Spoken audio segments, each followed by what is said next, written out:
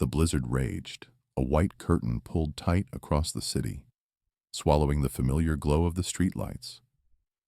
Every gust of wind rattled Sarah's small house, making the windows groan. From the alley, a shadowy figure emerged, moving with an unsettling calm through the chaos. It was Mr. Han. His words, when he spoke, cut through the quiet hum of Sarah's fragile peace, even over the wind's howl. "Alone again, Mrs. Lee? A woman and her children shouldn't be so vulnerable." He stood there, a dark shape against the swirling snow, his presence feeling colder than the air outside. His gaze drifted to the empty spot in the driveway where her husband's car used to sit, a predatory glint in his eyes that made Sarah's stomach clench. He spoke again, his voice smooth, almost a purr, mentioning the outstanding debt from her late husband. Sarah knew it was a lie, a fabrication spun from thin air, but she also knew how dangerous it was to challenge him. He then offered his protection, a thinly veiled threat, a promise of control over her and her children's lives, wrapped in false concern. Despite the terror that tightened her chest, Sarah met his gaze with a surprising stillness. Her heart hammered, but she forced herself to breathe slowly, deeply. Her voice, when it came, was soft, almost a whisper, yet it held an unyielding resolve. "We are not alone, Mr. Han, and we are not vulnerable." As she spoke, she subtly raised her hand, revealing a small antique camera clutched tightly in her palm. The red recording light, almost imperceptible in the fading light, faintly blinked. A flicker of surprise, quick as a shadow, crossed Mr. Han's face. Then, a cold fury settled in his eyes. He understood immediately. He knew the implications of being recorded, of having his words, his threats, captured and held as evidence. The blizzard's howl outside seemed to mimic a distant siren, a warning sound that resonated with the sudden shift in the air between them. Some shadows, once exposed, can never truly hide. Mr. Han, momentarily thrown off balance, retreated a few steps, his smooth facade cracking just enough for Sarah to see the rage beneath. He turned, disappearing back into the swirling snow as quickly as he had appeared. His last look a promise of future confrontation. Sarah watched him vanish, her hand still clutching the camera, her body trembling now that he was gone. She knew this was just the beginning of a much larger battle, a fight she had been unwillingly drawn into, but one she would now face head-on. Before we continue, subscribe to the channel and tell us where you're watching from in the comments. Sarah's defiance in the blizzard was a stark contrast to the life she had known. Her existence had always been rooted in a quiet, tight-knit Korean-American community, nestled in a bustling district of Los Angeles. It was a place where generations lived side by side, where the scent of kimchi and soy sauce often mingled with the exhaust fumes of city traffic. The heart of this community, for Sarah's family, was their grocery store. It wasn't just a place to buy food. It was a hub, a meeting point, a place where news traveled faster than any internet connection. Daily routines revolved around the store. From dawn, when the first deliveries arrived, until late evening, when the last customers trickled out, it was a constant hum of activity. Everyone knew everyone, or at least knew of them. Respect for elders was paramount, community support was a given, and traditional values were woven into the very fabric of their lives. For Sarah, this was both a comfort and, sometimes, a cage. She was a talented artist, her hands capable of creating beauty with a brush or a pencil, but she was shy, often preferring the solitude of her sketches to the boisterous chatter of the store.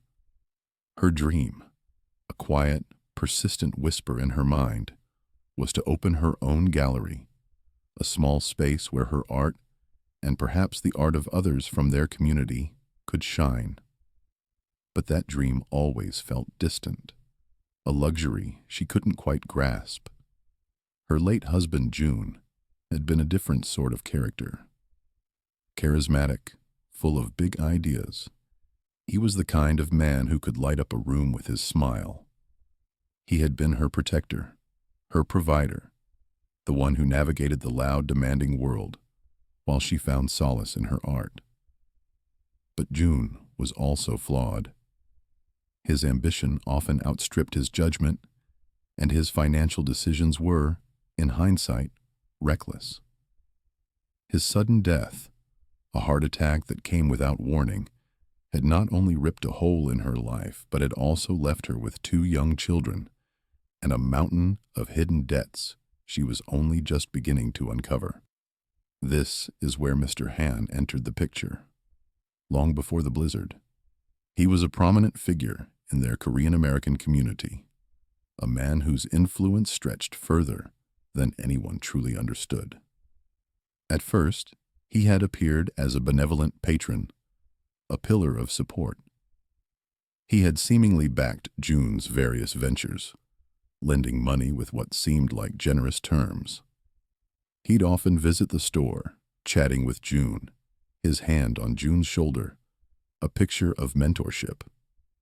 This created a complex web of obligation and dependency that June, in his boundless optimism, had stumbled into.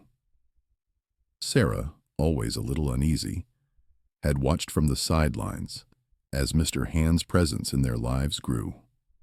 The community's subtle reverence for Mr. Han, mixed with an unspoken fear, was palpable. He wielded a quiet power, a network of connections and favors that made him untouchable in many ways. Sarah's growing unease about her husband's dealings with him had been a constant, low-level hum in the background of their marriage. She tried to ask June about the details, about the money, but he would always wave away her concerns with a confident smile, assuring her everything was under control. He always said Mr. Han was just helping them build a better future.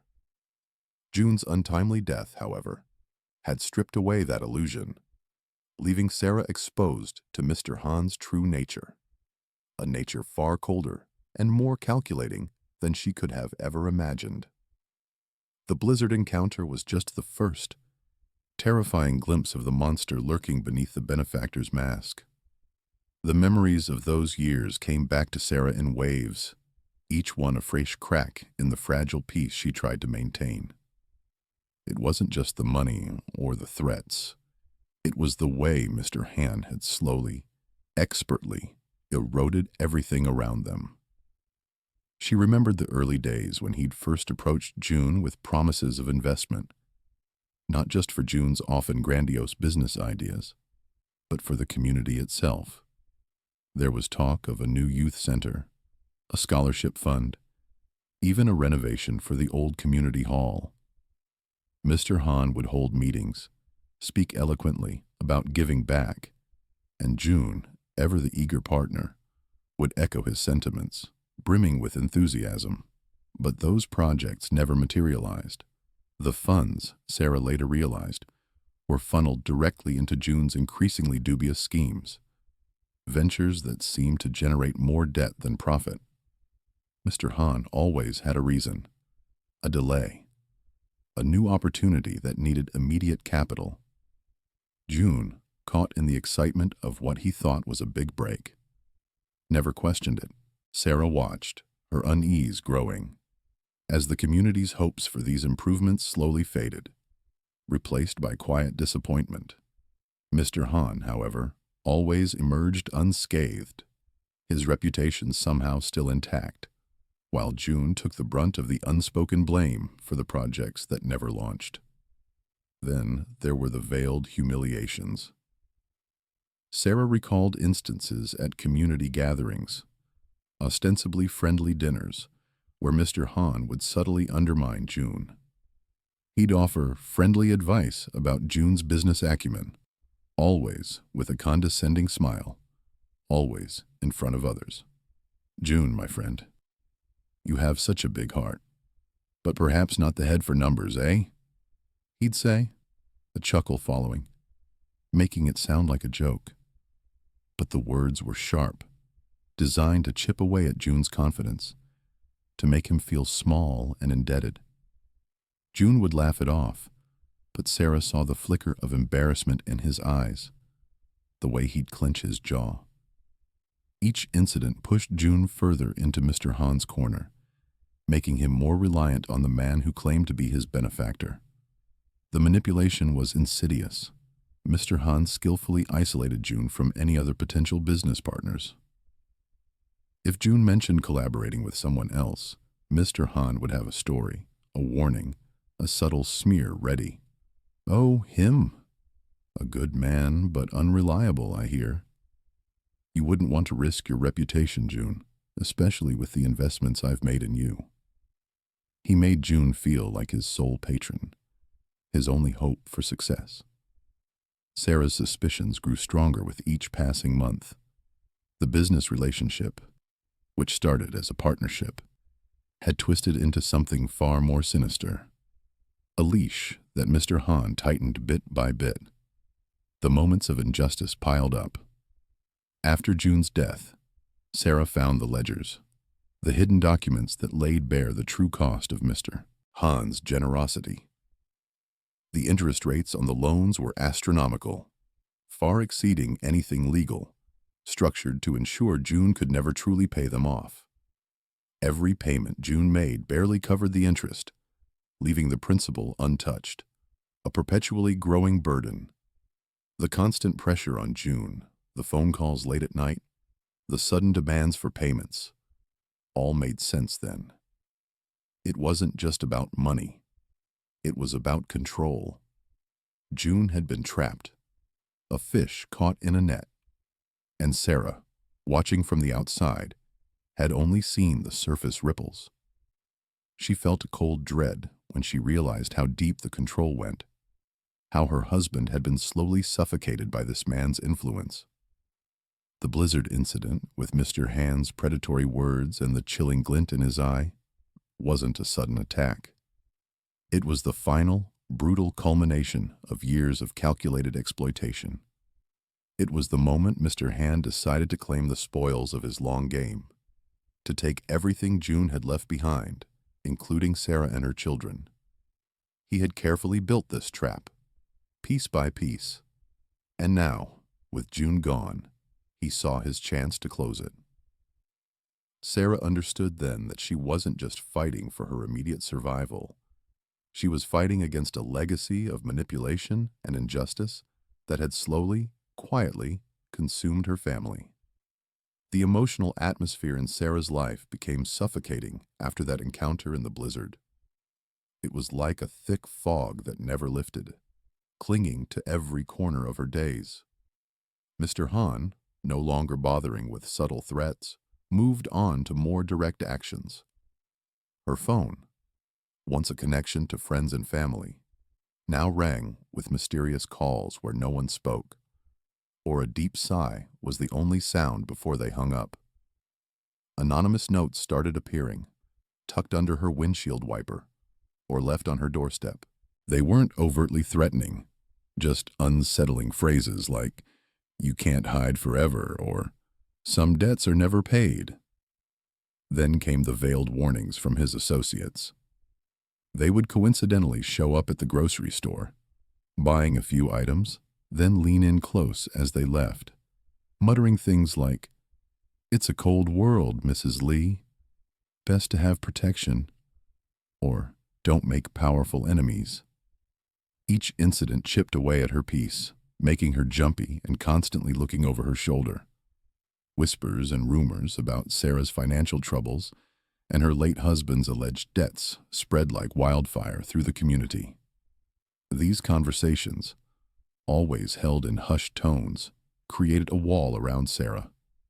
She'd walk into the store, and conversations would instantly go quiet. Eyes would dart away. At church, people would offer quick, strained smiles, then turn their backs to talk to someone else. It was a silent shunning, a collective decision to avoid her, not out of malice but out of fear. No one wanted to cross Mr. Han, and associating with Sarah meant risking his displeasure. The community's once supportive embrace now felt like a judgmental gaze, making her feel utterly alone. Neighbors and even distant relatives, fearing Mr. Han's long reach, began to distance themselves. Her aunt, who usually brought over homemade kimchi every week, suddenly stopped coming, citing a bad back. Her cousin, who often helped with the children, started making excuses about being too busy. They offered polite but firm refusals to help or even socialize. "Oh, Sarah, I wish I could, but you know how it is," they'd say, their eyes avoiding hers. The once vibrant social fabric that had supported her family, now frayed, leaving her isolated. The loneliness was a heavy burden, almost as crushing as the fear. Mr. Han's public demeanor shifted dramatically. He no longer pretended concern. His visits near Sarah's home and shop became more frequent, his presence a constant, unsettling reminder of his power. He would drive by slowly, his black car idling for a moment before moving on.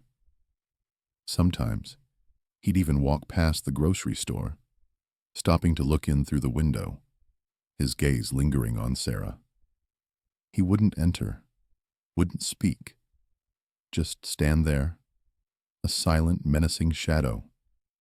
Each appearance was a calculated move, designed to reinforce his control, to make her feel like a trapped bird under his watchful eye.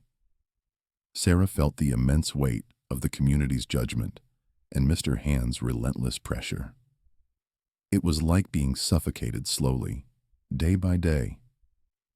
Her children, usually so lively, became withdrawn. They sensed the unspoken fear, the tension that filled their home. Her daughter, usually chatty, started drawing dark, shadowy figures. Her son, who loved to play outside, now clung to her side, asking if the bad man would come back. Their innocence was being stained by this fear, and that hurt Sarah more than anything. This was the peak of her emotional torment. She found herself staring blankly at walls, unable to concentrate, sleep eluding her most nights. The constant anxiety made her stomach clench, and she felt perpetually on edge, her nerves frayed. She was being pushed to the brink, teetering on the edge of despair, wondering how much more she could take. Every morning felt like another battle she wasn't sure she could win. The oppressive cycle of suffering that had gripped Sarah finally shattered, not with a gentle crack, but with a devastating, unexpected discovery. One dreary afternoon, feeling a pressing need to sort through the last few boxes of her late husband's belongings, she found herself in his old study. Everything in there felt heavy with memories, some good, many now tinged with the bitterness of his hidden debts. She picked up a dusty old desk lamp, meaning to clean it, and her hand brushed against something unusual. There was a faint give, a slight shift in the wood paneling on the side of his heavy antique desk. Curiosity, a feeling she hadn't indulged in for months, nudged her. She pushed harder, and a small, almost invisible compartment sprang open. Her heart pounded as she peered inside. It wasn't full of money or a love letter or anything she might have expected. Instead, there were a series of meticulously kept ledgers and a small, discreet digital recorder. She pulled out the first ledger, her fingers trembling slightly. What she found inside made her breath catch in her throat. It wasn't just records of Mr. Han's predatory lending practices, the exorbitant interest rates, and the confusing, ever-increasing principal amounts. It was far, far worse. The ledgers detailed a vast, intricate network of illegal activities. There were entries for money laundering operations, carefully coded transactions that linked to shell corporations, and even notes about extortion rackets targeting other small businesses in the community. Her husband, the man she thought she knew, had been a part of this, not just a victim. He had meticulously documented everything, perhaps as a desperate insurance policy, a way to protect himself if things went sideways. The digital recorder contained muffled conversations, snippets of deals, and threats, all pointing directly to Mr. Han as the mastermind. This wasn't just about her husband's debt. This was about a criminal enterprise that had been preying on their community for years. The fear that had been her constant companion suddenly gave way to a cold, hard resolve. The burning desire for justice, not just for herself and her children, but for her husband's tarnished memory and for every other person Mr. Han had exploited, surged through her. She looked at the ledgers, then at the recorder, and knew what she had to do. She would fight back. She would leverage the very evidence her husband had unknowingly left behind to expose Mr. Han. This discovery was a turning point, a moment where Sarah stopped being a passive victim and decided to become an active force. Meanwhile, Mr. Han, growing increasingly frustrated by Sarah's unexpected defiance and her refusal to crumble, escalated his tactics. He couldn't understand why she wasn't breaking under the pressure. His subtle threats and intimidations hadn't worked, so he resorted to something more damaging. He orchestrated a public smear campaign against her.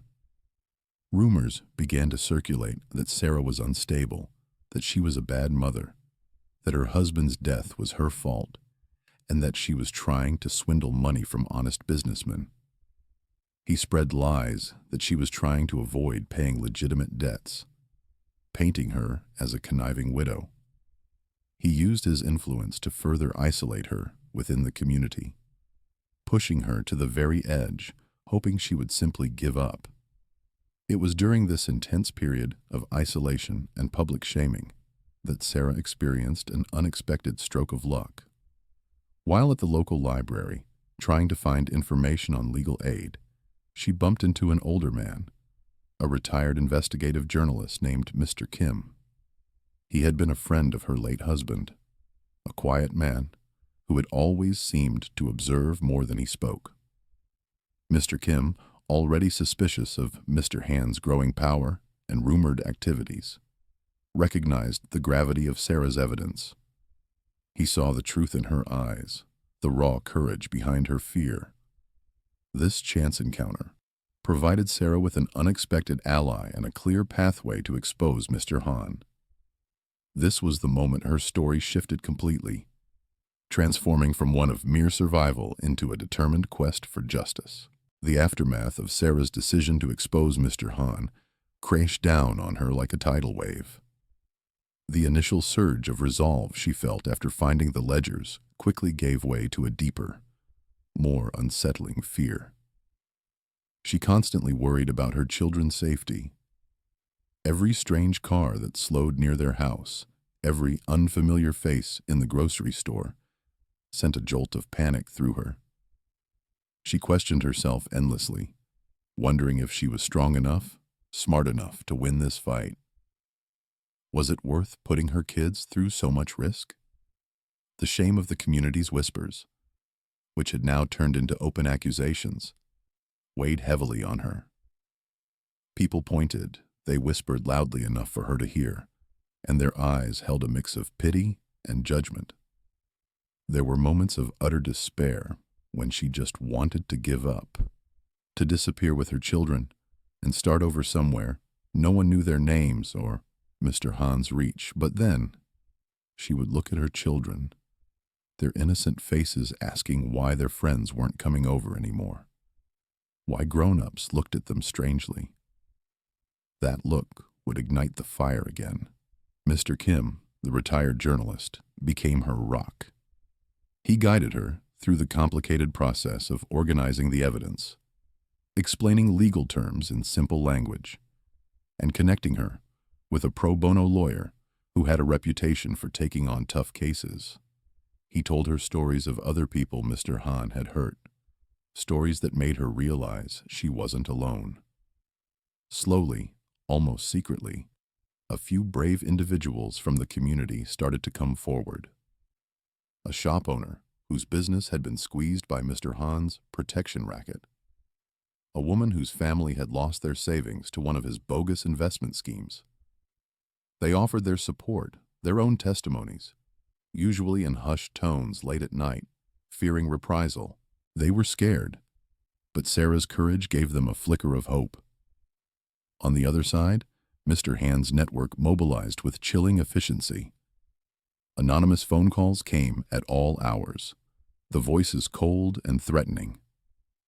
Messages were left on her doorstep, not overtly violent, but enough to make her heart pound. Her car tires were slashed one morning. Her children's school was called with false reports. Some community members, terrified of Mr. Han, actively turned against her. They spread misinformation, amplified his lies, and made sure Sarah felt completely isolated. It was a suffocating feeling, like being trapped in a small room with no air. The deep-seated cultural reverence for authority and the fear of shaming the community initially worked against Sarah. Many believed that airing dirty laundry in public would reflect badly on everyone, and that it was better to suffer in silence than to cause a disturbance. They saw Sarah as a troublemaker, someone disrupting the delicate balance of their world. But as Mr. Kim, with his quiet persistence, started to leak bits of information, and as Sarah's lawyer began to lay the groundwork for legal action, a different cultural dynamic began to surface. It was the sense of collective justice, of protecting the innocent, that slowly, tentatively, started to turn the tide. People began to question Mr. Han, not openly, but in quiet conversations, in sideways glances. The constant pressure took a heavy toll on Sarah. She barely slept, her mind racing with worst-case scenarios. Anxiety attacks would strike unexpectedly, leaving her breathless and shaking. She struggled to eat, her body feeling weak and tired. The emotional burden of protecting her children while fighting such a powerful adversary was immense. Yet through it all, a quiet strength began to solidify within her. It was a strength born of desperation, fueled by her fierce love for her family and an unyielding pursuit of justice. She was no longer just fighting for survival. She was fighting for a future where her children wouldn't have to live under the shadow of fear and corruption. Every small victory, every new ally, added another brick to her wall of resolve. Slowly, Sarah started to reclaim her identity, piece by painful piece. The canvases that had gathered dust in her small studio were brought out again. She found solace in her art, letting the colors and shapes tell the story of her fear, her anger, and finally, her hope. Each brushstroke was a testament to her resilience, a quiet scream of defiance against the darkness she had faced. She started connecting with other women in the community who had also suffered silently under Mr. Han's influence. They met in small, discreet groups, sharing stories, offering comfort, and building a new kind of support system, one based on shared experience and mutual empowerment. It was a space where vulnerability was understood and strength was celebrated. Through Mr. Kim's relentless efforts, combined with Sarah's irrefutable evidence, Mr. Han's criminal enterprise was finally exposed. The journalist had worked tirelessly, cross-referencing names, digging into shell corporations, and connecting the dots that painted a clear picture of Mr. Han's network. Sarah's detailed ledger, her late husband's meticulous notes, became the cornerstone of the case. It wasn't just a record of debts. It was a blueprint of corruption. The authorities, initially hesitant to challenge such a powerful figure, could no longer ignore the mountain of evidence. An investigation was launched, quiet at first, then growing into a full-blown raid that sent shockwaves through the district. Arrests were made within Mr. Han's network. His lieutenants and enforcers rounded up one by one. And then, inevitably, came the news of Mr. Han's own downfall. The detailed ledger, combined with the brave testimonies of those Sarah had inspired, proved to be his undoing. His empire, built on fear and exploitation, crumbled. Mr. Han faced serious legal repercussions. The charges were numerous and severe, ranging from racketeering and extortion to money laundering. His power within the community, once absolute, evaporated overnight. The fear he had cultivated for so long turned into a collective sigh of relief, followed by a quiet wave of anger at how long they had allowed themselves to be controlled. Sarah did not achieve instant wealth, nor did her life become perfectly peaceful overnight. The legal battles were long, and the emotional scars would take time to heal.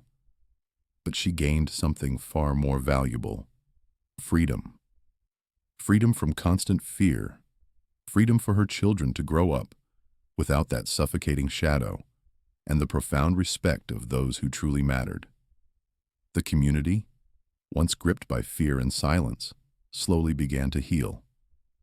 They acknowledged Sarah's courage, her unwavering fight for what was right, and many came forward to apologize for their earlier silence, offering genuine support.